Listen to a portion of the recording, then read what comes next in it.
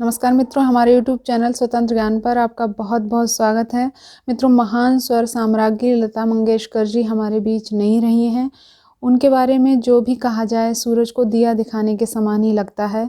वे हम सबके लिए ईश्वरीय वरदान थी। आज मैं उन्हीं पर अपनी स्वरचित कविता लेकर आई हूँ, तो अपनी कविता के माध्यम से मैं उन्हें श्रद्धा सुमन अर्पित करती हूँ।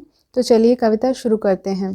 मुखमंडल पर असीम तेज देवत्व झलकता, मुखमंडल पर असीम तेज देवत्व झलकता, चहुं ओर उनके प्रकाश पुंज विखरता, चहुं ओर उनके प्रकाश पुंज विखरता, अभिभूत कर जाता आभा मंडल दमकता, बोलों में उनके मिश्री सी मधुरता, सानिध्य में उनके स्नेह बरसता, भाव विभोर कर जाती सरलता सहजता विनम्रता।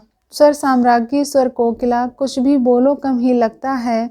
हम हिंदुस्तानियों के अंतर मन का कोना उदास लगता है।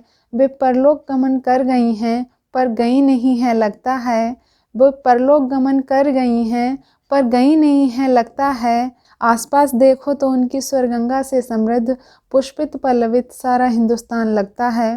देशभक्ति ईश भक्ति प्रेम गीत या तुलसी की चौपाई उनके कंठ से अमर होकर हर तरफ है छाई।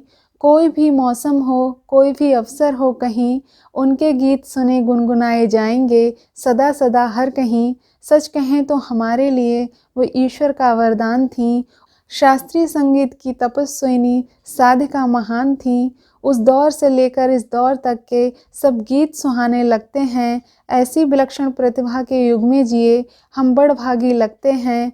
उनकी स्वरगंगा में बहना भावनात्मक गंगा स्नान लगता है। उनकी स्वरगंगा में बहना भावनात्मक गंगा स्नान लगता है। आसपास देखो तो उनकी स्वरगंगा से समृद्ध पुष्पित पल्लवित सारा हिंदुस्तान लगता है। गूंजेंगी उनकी स्वर लहरियां युगों तक, भावों को सिंचित करेगी स्वर गंगोत्री युगों तक।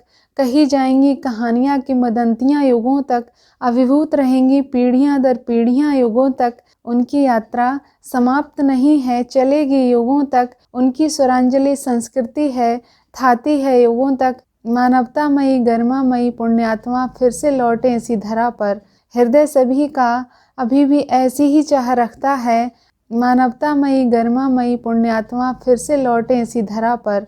हृदय सभी का अभी भी ऐसी ही चाह रखता है।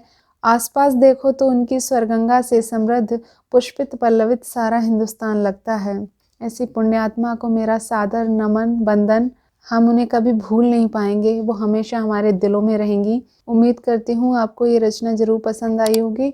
अपना अमूल्य समय देने के लिए आपका बहुत बहुत धन्यवाद।